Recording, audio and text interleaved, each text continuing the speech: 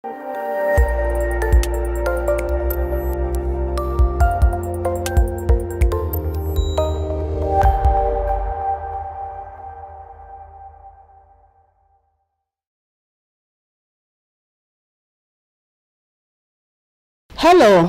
welcome to session 3, which is on neonatal jaundice. Today we are going to look at the various forms of neonatal jaundice, discuss the management of a newborn with neonatal jaundice. Neonatal jaundice. The term refers to an excessive level of accumulated bilirubin in the blood and is characterized by jaundice or icterus. Jaundice is high levels of bilirubin in the blood, making the baby's eyes, skin, and palms yellow. It is when the SB concentration reaches about 5 to 7 milligram per deciliter. That is when we say that a child has jaundice. So this is a baby with neonatal jaundice. With jaundice, you can see that the eyes are yellow, the skin is also yellow. We'll look at the pathophysiology of neonatal jaundice. But before that, let's look at what is bilirubin. Bilirubin is a waste product from the breakdown of heme, most of it is found in the red blood cells. You know, the red blood cells is hemoglobin. We have the heme component and the globin component. The globin component is made of protein, which is reabsorbed back into the body. But the heme breaks down, and the waste product is what is termed as bilirubin. We have types of bilirubin in the body. We have the unconjugated and the conjugated. Which one is the unconjugated? The unconjugated is the fat soluble and cannot be excreted easily either in the bowel or in the urine. So what it needs to do is to convert to become conjugated. So but when it converts to be conjugated, it becomes water soluble, which can be secreted either in urine or feces. Stages involved in the process of conjugation include transport, conjugation, and excretion. We'll look at the neonatal jaundice. All newborn breaks down their red blood cells after 70 to 90 days as compared to 120 days. The hemoglobin is broken down into two fractions. We have the heme and the globin. As I said earlier on, the globin is the protein portion and is used by the body. The heme is converted to unconjugated bilirubin. So the heme, the bilirubin is a waste product of the heme and is an insoluble substance bound to an albumin and is transported in the liver. So in the liver, what happens? The unconjugated bilirubin has to undergo conversion to become conjugated bilirubin because the body cannot get rid of the unconjugated. So it needs to be converted to conjugated. When it becomes conjugated, it tends to be a water soluble and it is excreted in the bowel to the intestine. This is done in the presence of oxygen and the help of an enzyme called the glucanol transferase. In the intestines, bacterial action reduces the conjugated bilirubin to urobilirubin. Most of the urobilirubin is excreted through the feces and a small amount is excreted in the urine. So in this process, when the bilirubin accumulates in the blood above a required level, then the individual becomes clinically jaundice. Classification of neonatal jaundice, we have the physiological jaundice and pathological jaundice. We'll look at them one by one. Now let's look at physiological jaundice. Physiological jaundice refers to increased SB of unconjugated bilirubin that is observed during the 3rd day of life. It's very, very important. You don't see it during the 1st day of life. It's usually seen on the 3rd day 3 of life, the 3rd day of life. And usually it fades by 1 week. The SB level never exceeds 12 to 13 milligram per deciliter for the physiological. What are some of the causes of physiological? When there is increased red blood cells breakdown, that is the shorter lifespan of fetal red blood cells, that's 70 to 90 days compared to the 100 days. So there is actually accumulated waste of the red blood cells in the blood. When the liver is immature, the liver is supposed to do the conjugation. So if it's immature, then it leads to a lot of unconjugated bilirubin in the blood. Newborns who have lower plasma binding capacity, usually the hem binds with the bilirubin binds with the plasma and is transported into the liver. So if the newborn has a lower plasma binding capacity, then the transports will be a bit slow and they will accumulate unconjugated bilirubin in the blood. When there is enzyme deficiency, I mentioned earlier on that the conjugation is done in the presence of an enzyme. So if that particular enzyme is deficient, then it will lead to a lot of unconjugated bilirubin in the blood. There is also increased beta enterohepatic reabsorption. So that one can also lead to physiological jaundice. The last one that I want us to look at, which is very, very important, is breastfeeding. Breastfeeding can cause physiological jaundice. And we have early onset and late onset. So let's look at how it does that. So 2 types have been identified, which are the early and late. The early onset is related to the process of breastfeeding and probably results from decreased caloric and fluid intake before the milk supply is established. So sometimes, especially for those who undergo cesarean section, it takes some days for them to start lactating. So within that period, because the baby is not having enough calorie and fluid intake, it might lead to decreased hepatic clearance, which will result in jaundice. The late onset also begins around 4 to 7 days.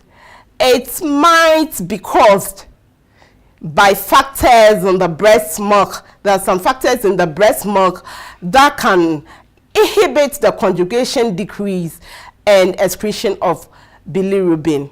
So the first one, because of the fact that the mother is not able to start with lactation, it can lead to neonatal jaundice. The late onset, there are some factors in the breast milk that can inhibit conjugation and decrease the excretion of bilirubin. As a result, there will be accumulation of bilirubin in the blood and the child may have jaundice.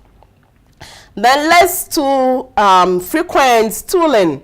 I said earlier on that the bilirubin, the conjugated bilirubin, is excreted through the urine and feces. So if the child is not defecating, there will be accumulated bilirubin in the blood because the bilirubin will be reabsorbed back into the system.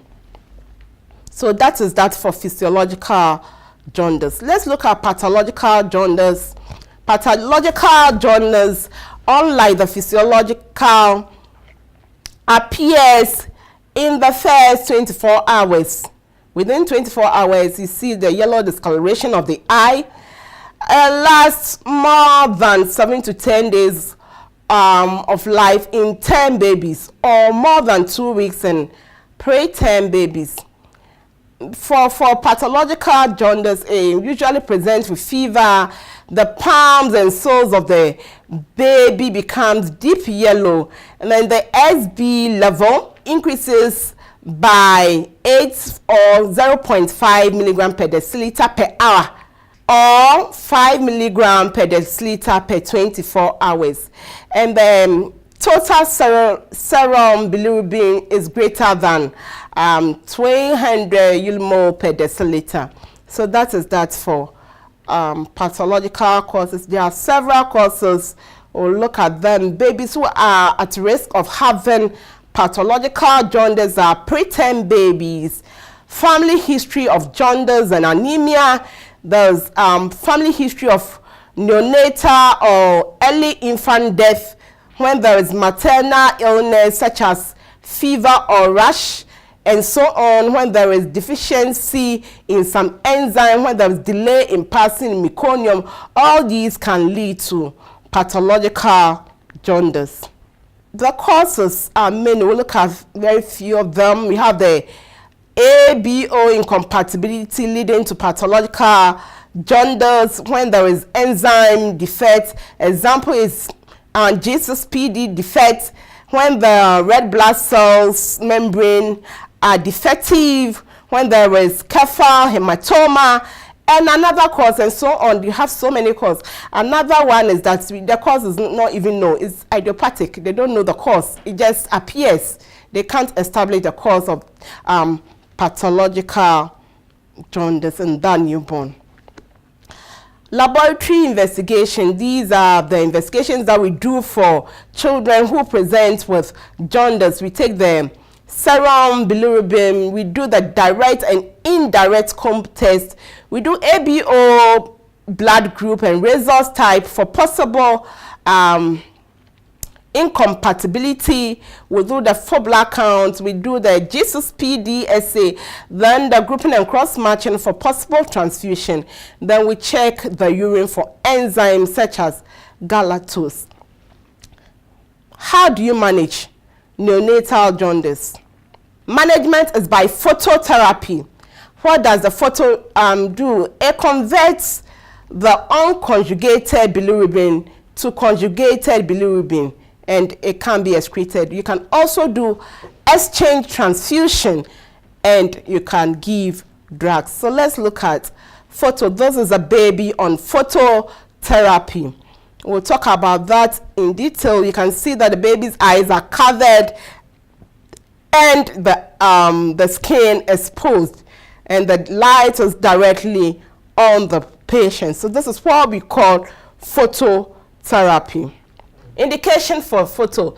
The commencement of photo depends on the SB level and whether the jaundice occur within the first day of life or not.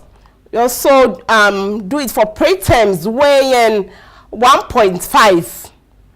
Also for preterms weighing, the first one is for preterms weighing less than 1.5 kg with SB level of 5 to 8 milligram per deciliter, and for preterms weighing more than 1.5 and who are sick and those with hemolysis. For healthy term infants, we start jaundice after, for healthy term infants who have jaundice after 48 hours and the serum bilirubin level is around 17 to 22 milligram per deciliter. Then photo can also be stopped if the SB level is below 215 to or 13 milligram per deciliter. You can actually stop it. So it means that when the child is on photo, you have to be checking the SB level. Phototherapy is often used on babies with physiological jaundice. The bright light, which is either white or blue, speeds up the process of conjugation. So the light can be blue and it can be white, and the main function of the light is to convert the unconjugated bilirubin to conjugated bilirubin. The baby is usually placed about 45 to 60 cm from the light with the skin exposed. The baby's eyes must be protected from the light by using shields. There may be watery stools during the phototherapy because the baby is excreting the bilirubin through the stools. So we need extra fluid. It can be IV fluid or breastfeeding. So what is our role? Nurses, what is our role during phototherapy? Temperature control. The baby is maintained in a warm, thermoneutral environment. Then we should observe the baby for either hypo or hyperthermia. The eyes should be covered. It's very, very important. Sometimes you go to the ward, you see the babies having photo and their eyes are exposed. If you're not careful, we are going to damage the eyes of the babies. So what we need to do is to cover the eyes of the baby. And we cover the eyes, not the nose. Then they shouldn't be too tight. And also, they shouldn't weep or discharge. When it's too tight, sometimes the babies can weep, or the eyes can weep or discharge.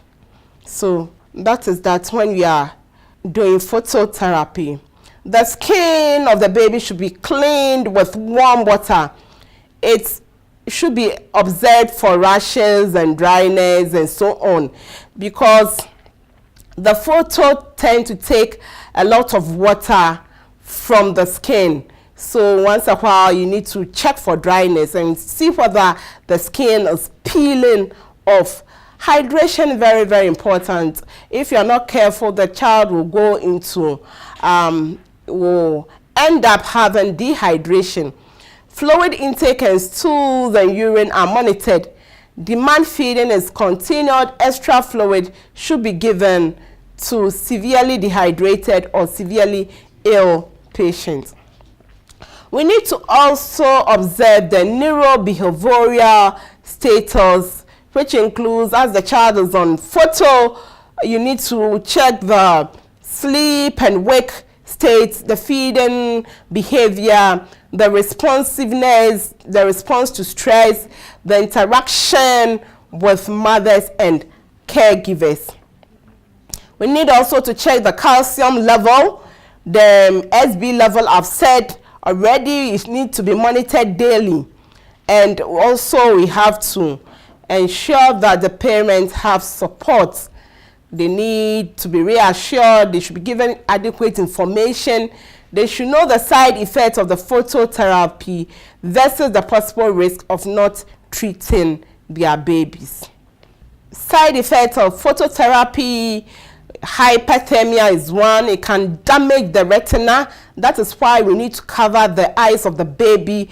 It can lead to irritability and the baby becoming lethargic, skin rashes and skin burns, isolation and lack of sensory and deprivation, low platelet count, decreased calcium level. Then can also lead to alteration in baby state and neurobehavioral organization. So that is that for phototherapy. We'll move on to the next one, which can also be used to manage neonatal jaundice. That is exchange transfusion. And I know at Kolebo, the exchange transfusion is usually done at the neonatal intensive care unit or the children's emergency. It's not a very common procedure. Exchange transfusion. This is necessary to reduce the dangerous high bilirubin level, because we don't want the bilirubin level to go high. If it goes too high, it can also go into the brain, and the child can have complications as a result of that. Then donor's blood must be rhesus negative and the same ABO group as the baby. Normally a volume equivalent to twice the blood volume of the baby is exchanged. Exchange transfusion may have to be repeated one or more times. So our role usually is being done by the doctors, but our role is to do what? Is to time end volume of the blood withdrawn or replaced with a syringe. So you look at the time and the volume of blood withdrawn or replaced with a syringe. You have to check the heartbeat, you have to check the temperature, the skin color, the respiration. Then you also have to observe for tremors or twitching. Exchange transfusion can actually lead to death. It can lead to hypoglycemia, it can lead to NEC, it can lead to hypocytopenia, metabolic instability, infections, vessel perforation, hemorrhage, and hypotension.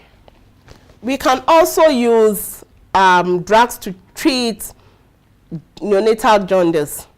Treatment is directed to the underlying cause of the jaundice, and usually the drug that they use is metaloporphyrin.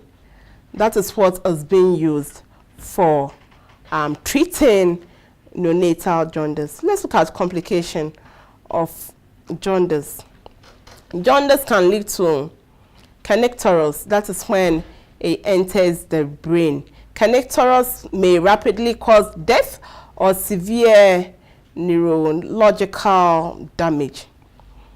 Even if the child survives, he may develop high tone of deafness, profound mental retardation, inability to coordinate movement, or motor function abnormalities. So it's our duty to actually observe and detect neonatal jaundice early, and also tell mothers to report immediately when they realize that their baby's eyes are becoming yellow. This is your reading assignment. You are supposed to read on rhesus incompatibility and ABO incompatibility. So today we have been looking at neonatal jaundice. We have looked at the most common ones, the pathological and physiological, and we have looked at the management and our role during the management. Thank you.